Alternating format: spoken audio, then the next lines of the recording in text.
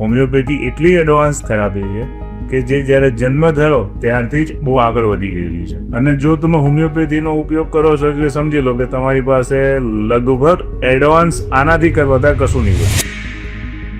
આ જે નાની નાની ગોળીઓ તમે માનો છો તો તમે પોતે ઘરે સુગરની આવી નાની ગોળી બનાવી લો અને એના પર હોમિયોપેથિક કોઈ પણ ડાયલ્યુશનમાં એની ટીપો મૂકજો, તરત જ વેરાઈ જશે, તરત જ પાવડર થઈ જશે, છૂટું પડી જાય. તો એવું તો શું છે આ નાની ગોળીઓ બકરીના દૂધમાંથી બને છે, ગોટ્સ મિલ્ક. એક જ એવું મિલ્ક છે, એટલું શક્તિશાળી હેલ્પ છે કે જેના ઉપર આલ્કોહોલ પડવા ઉપરાંત એ વિખરાઈ જતું નથી, પાવડર થઈ જતું નથી. એટલે શું થાય છે, એની જે ગોળીઓ બને છે એ ગોળીઓ પર અમે ડાયલ્યુશન નાખ્યું. ડાયલ્યુશન તમે એના પર નાખો એટલે એ ગોળી જે કરી ને એને પિયર્સ કરે છે, આખું ડાયલ્યુશન એને ભેદન કરે છે.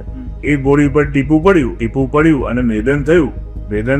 હવે એ ગોળી એ વાઇટલ કેપેસિટી જે દવાની વાઇટલ તાકાત છે એને પકડી લે છે. નાનામાં નાના એવા સ્પેસ છે કે જે સ્પેસની અંદર એ પિયર્સ ભેદન થઈ અને ત્યાં રોકાઈ જાય. પછી એ આલ્કોહોલ એઝ અ મીડિયમ ઉડી પણ જાય તો પણ એ દવા મેડિકેટેડ થઈ જાય છે અને એ શક્તિ ધરાવે છે કે જેનાથી એ રોગનું નિવારણ મોંમાંથી કરી શકે. એટલે નેનો થેરાપી એ દિવસે હોમિયોપેથીએ યુઝ કરી હતી, જે અત્યારે અલગ અલગ સિસ્ટમ્સ એને અપનાવવાની કોશિશ કરી રહી છે, નવું કંઈક કરવાની કોશિશ કરી રહી છે. પણ એ નવું છે નહીં. હોમિયોપેથી એટલી એડવાન્સ થેરાપી છે કે જે જ્યારે જન્મ થયો ત્યારથી જ આવી અલગ અલગ વસ્તુઓની અંદર બહુ આગળ વધી ગયેલી છે. અને જો તમે હોમિયોપેથીનો ઉપયોગ કરો છો એટલે સમજી લો કે તમારી પાસે લગભગ એડવાન્સ આનાથી વધારે કશું નહીં હોય, જેને ટેકનિકલી એડવાન્સ તમે સાબિત નહીં કરી શકો. પણ પેશન્ટ્સ જે ક્લિયર થશે એ તમને બીજી કોઈ સિસ્ટમમાં આટલો